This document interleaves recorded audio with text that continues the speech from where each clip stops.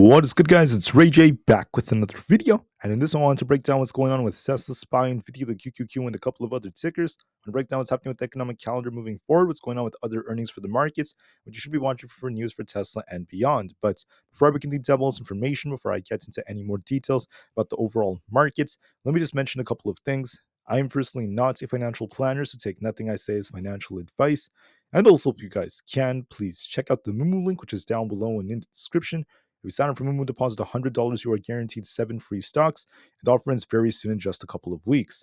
Anyways, for Tesla, I just want to call out the fact that Tesla is kind of trading sideways. It's been stuck in this range for the last couple of days. I'll be watching to see which way it breaks to see the bigger move. But overall, there is potential for upside looking at the overall market and what we're seeing on the chart, and also some bullish news. So I want to talk about that first before I break down what is likely going to happen to these different stocks. But first, let's talk about this. So for Monday, that's going to be tomorrow, May 6th, 2024 at 11:30 a.m. Eastern Standard Time. Look for some volatility in the markets as we have the 3-month and 6-month bill auctions coming out. And then at 12:50 p.m. and also at 1 p.m. Eastern Standard Time, we have Barkin and Williams from the Fed giving their speeches. So we'll see what volatility this causes. So around 11:30 and around 1 p.m. around that area, we have quite a bit of volatility likely coming. Besides that, the rest of the data is going to be kind of minor. Let me make it very clear that for this week, most of the data is kind of minor. There's not really anything too crazy coming out. However, going into like the middle of May, as we approach like May, 13th and 14th, we have more data coming out. We have like PPI and then CPI coming out during the middle of the month. So that's about 10 days away. But until then, the majority of the data is quite minor, not too crazy, and this gives the market some leeway. Now, moving forward, we also have the fear and greed index currently at fear. This is shifting a little bit closer to neutral as the days go on, and we'll see if this shifts. But for now, I am seeing something else that's important. Right now, market momentum is quite greedy as buyers are stepping in and defending their positions, and they're continuing to adjust the order flow. So order flow is now shifting in favor of bulls, at least temporarily. And then we also have the put and call option positioning. This is dipping more. This basically tells us that right now the puts are being closed at a much larger rate. We're starting to see more calls being bought to offset that. And institutions are hedging. They're hedging more, going long in the market temporarily as they're continuing to buy things up.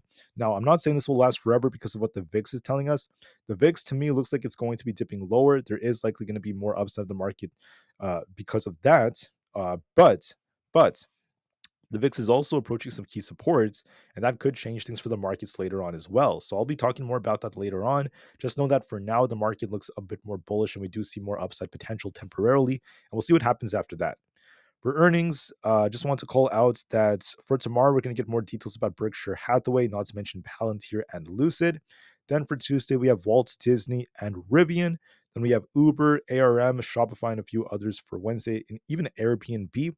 And besides that, don't forget that for Thursday, we don't really have a whole lot coming out for earnings on Friday as well.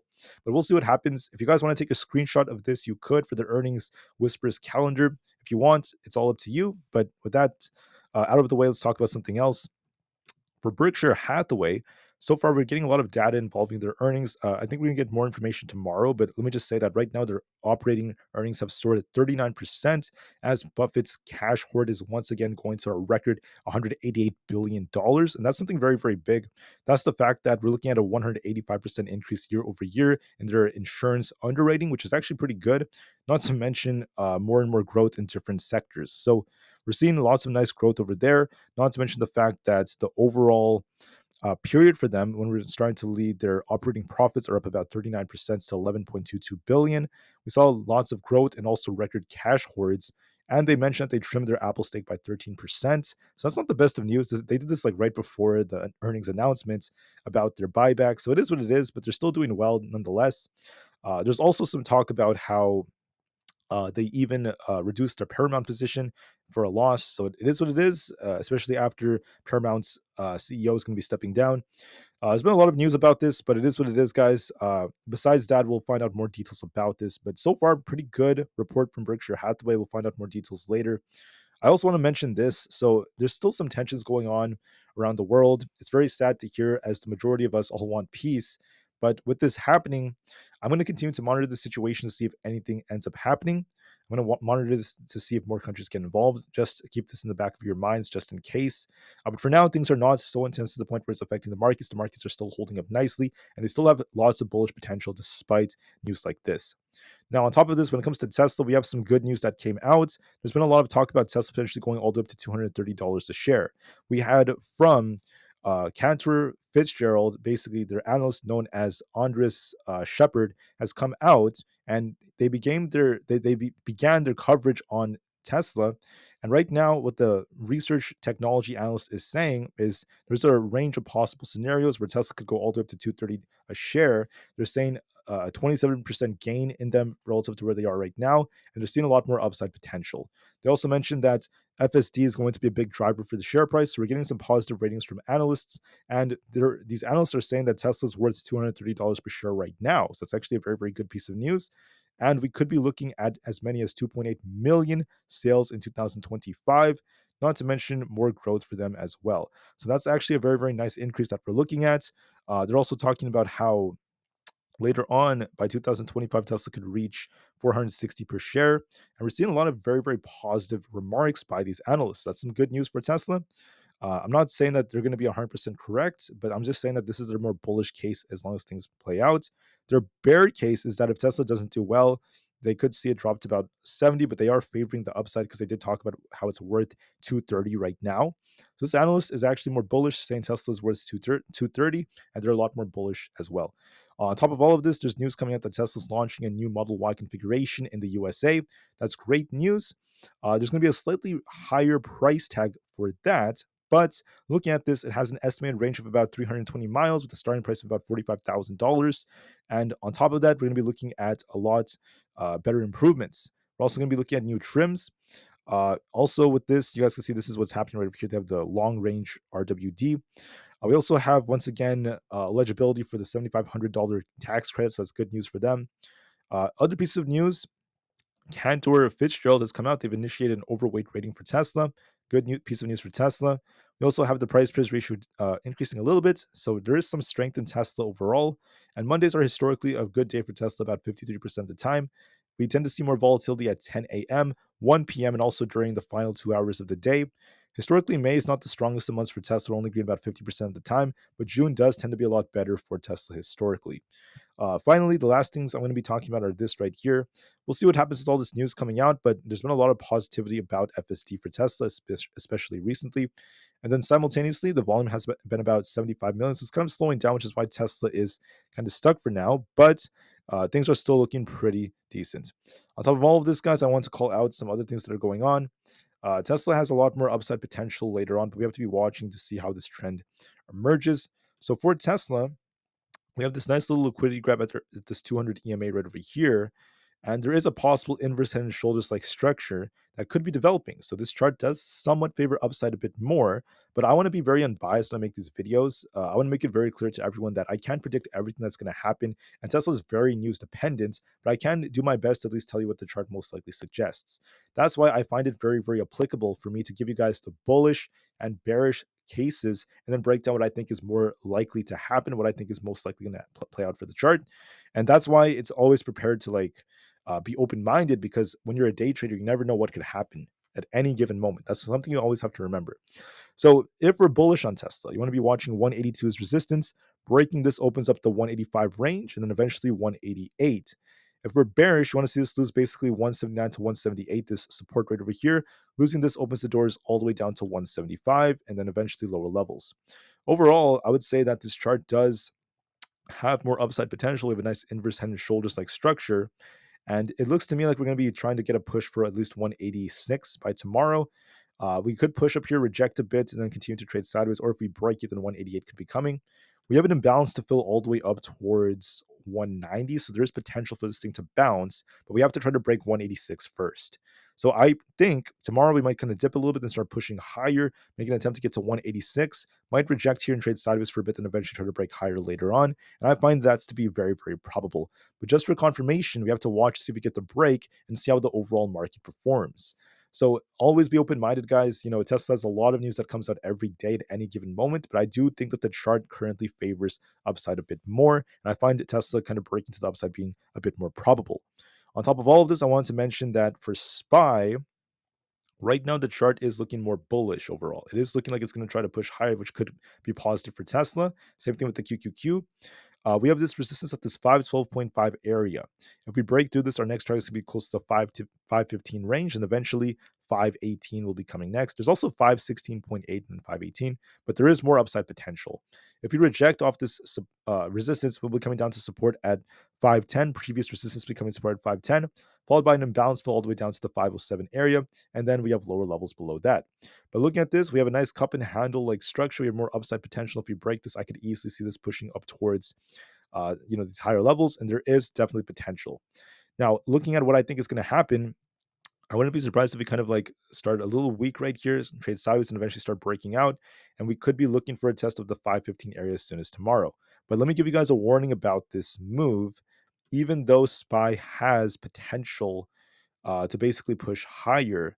Okay, look at the VIX real quick. I made a video about this yesterday, so look at my Saturday video if you guys want to rewatch it. Yes, the VIX is going to likely come all the way down to fill this gap, in my opinion, into the 12s.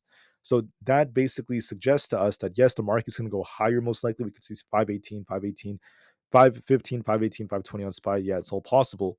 But the VIX is also approaching support. And when this thing hits the 12s, we do have a tendency of bouncing a lot on the VIX, which suggests that the market might get a little rejection again, temporarily, just a temporary move like that.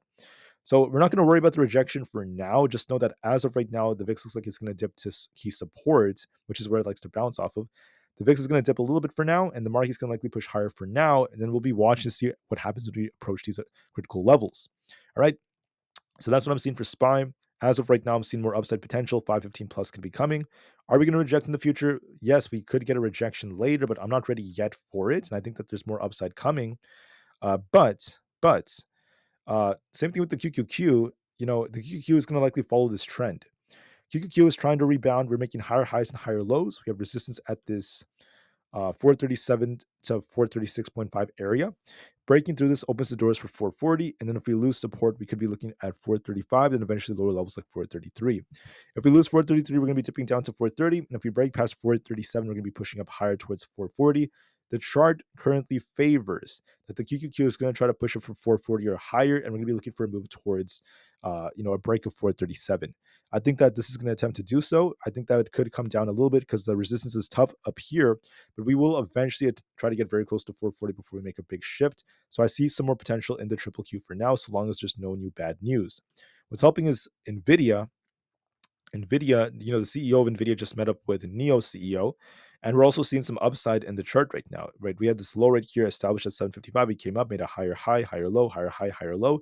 I think that's at resistance right here at this 890 area. We might kind of reject a bit and eventually start pushing up higher, all the way up to 900 is my target. I think that Nvidia could push higher.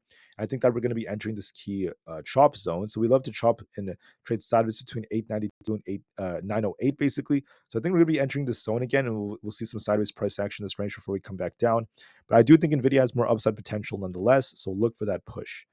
For Apple is kind of trading sideways. There was some negative news that came out that Berkshire Hathaway trimmed its stake by about 13% before earnings. So a little bit sad, but it's okay.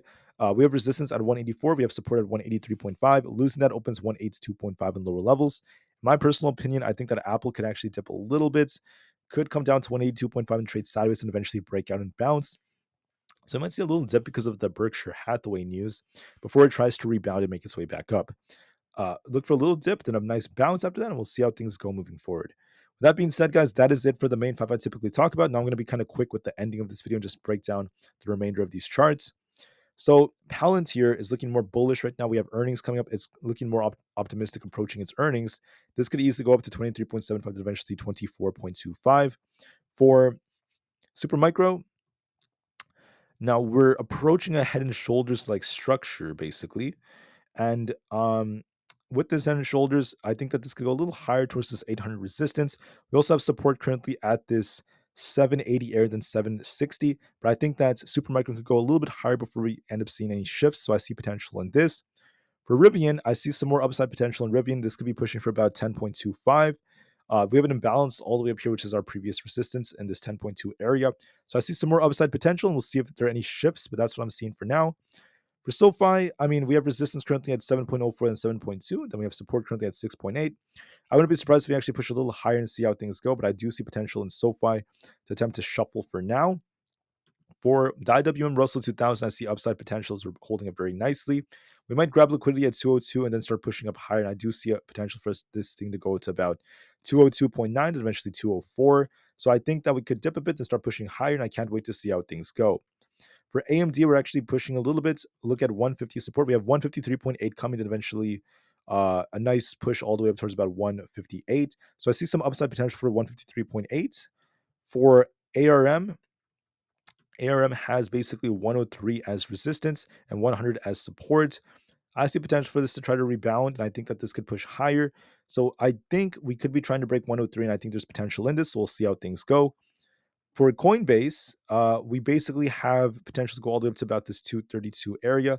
We have support at 219. If we lose this, we could actually be dipping all the way down to about 211.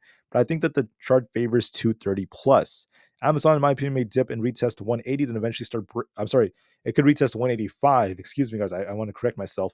185 could be retested, then a nice bounce should be expected. I'd see 190 basically coming. I think this is easily going up to 190, so I favor a nice bounce on Amazon. For Meta, I think that Meta is going to try to eventually push up to about 457.87. Then eventually, if it breaks, 460 plus is coming. So look for 457.87, then eventually higher levels. I think a 50 EMA test is coming. So I see upside potential. Microsoft is looking a bit more bullish. I'm going to be looking for 409, then eventually 410. If that breaks, it'll go all the way up to this imbalance fill at about 416. So I see some more upside potential. For Google, right now on Google, we're actually turning quite nicely. I see a little bit of potential for this to go all the way up to about the 170 area, then eventually 172. For the VIX, we're kind of dipping right now on the 4 hour time frame. Like I said earlier, I see some more downside coming to the VIX because of the market potentially bouncing. So look for that gap fill all the way down towards 13. I basically see us dipping more before we see a very, very nice bounce. And that could just be very, very temporary. But watch and see a little bit of a dip that's coming. We could come down to fill this gap over here. I think it's very probable that the VIX is going to end up doing that, and the market's going to likely push up, causing that. For the 10-year Treasury yield, I think that this is looking a bit more bearish. This is going to start dipping down towards 4.45, and eventually down to fill this imbalance. So this is going to be approaching the 200 EMA. This tends to be a bit more bullish for the markets, so I think that's very probable. And then we have the dollar index has a bearish divergence right now. It's been dipping quite a bit. Might retest resistance at 105.2, then eventually reject. If you reject off that, I'm going to be looking for a move all the way down to at least 104.7 around there, the previous resistance becoming support. And that's going to be because of the market potentially pushing up higher. So I'm seeing more technicals that show the market may go a little bit higher temporarily. Okay, but we'll watch and see if we get a rejection later on. You know, it could happen at much higher levels on SPY, even for Tesla. But don't worry about that yet. Don't worry about rejecting yet. We're going to be focusing on the move that's coming, and that is the market pushing higher. So for Tesla, we're range bound. We'll see if we get a nice push and follow the markets as long as the news is not too negative tomorrow. And there is potential for Tesla to continue to shuffle and eventually try to push higher. So I see that potential that's developing. But we'll see what other pieces of news come out. Just know that Tesla has potential to push higher if this inverse head and shoulders plays out and this nice little liquidity sweep leads to this upside. So we'll give it some time and see how things go from here. But with that being said, I just want to say I really appreciate every single one of you. Thank you all so much for listening. Have an absolutely incredible rest of the day, and we'll see how things go. Thank you, and peace out.